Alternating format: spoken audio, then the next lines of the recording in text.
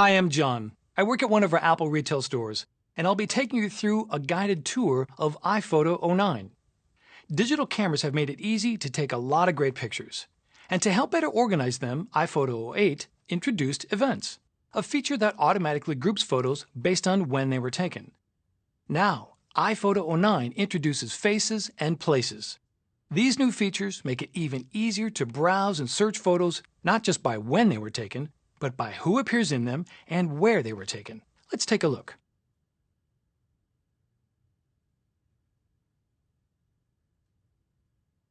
If you're like me, your most important photos are of the people in your life. With Faces, finding those photos is now a lot easier.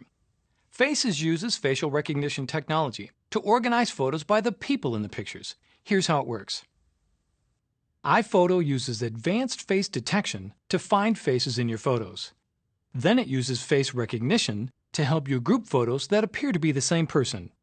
This lets you easily put names to faces and keep your photos organized by person.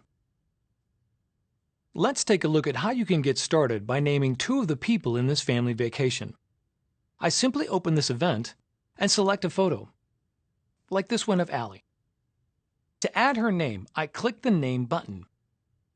iPhoto has already detected Allie's face, so I'll just type in her name.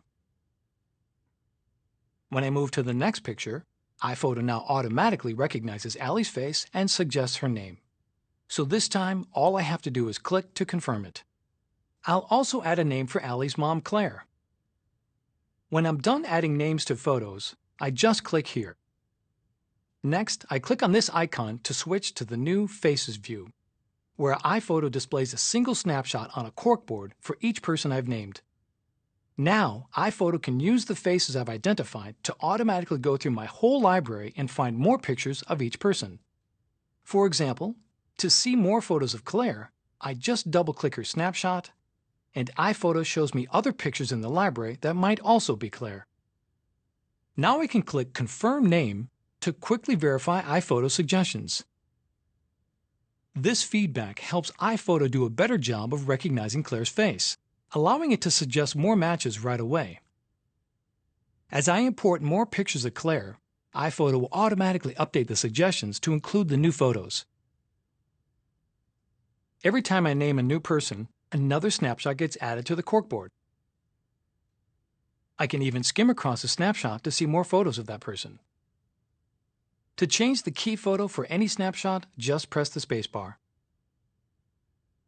Once you've identified the people in your life using Faces, it takes just a few clicks to create slideshows, books, calendars, and cards featuring the best shots of your friends and family.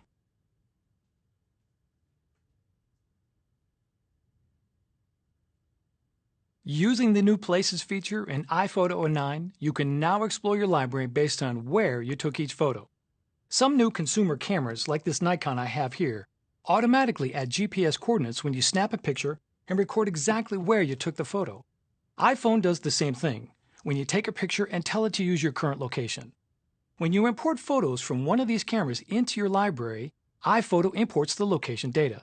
That means you can organize and browse your photos based on where you took them.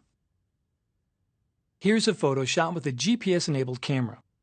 When I click the Info button in the corner of the tile, iPhoto flips it over to show me exactly where this photo was taken. I can see it as a pin on a map or in a satellite view. To see the locations for an entire event, I select the event and flip it over. Now I can see where I took all the photos in the event and retrace my route. If your camera doesn't capture GPS location data, or you have photos in your library taken before GPS was available, it's really easy to add locations manually. Here's how. I select any group of photos or an existing event and flip it over. Then I click the Location field, start typing, and choose the location I want from the menu. iPhoto instantly applies that location to the photos. Once your photos have locations associated with them, iPhoto understands where each of your pictures was taken relative to other reference points, such as surrounding states, cities, and even nearby points of interest. It knows, for example, that the Eiffel Tower is located in the city of Paris, which is in the country of France. So now I can use the names of any of these places to find the photos I'm looking for. I can search for photos by typing Paris, or I could simply type Eiffel Tower, and iPhoto displays all the images taken there.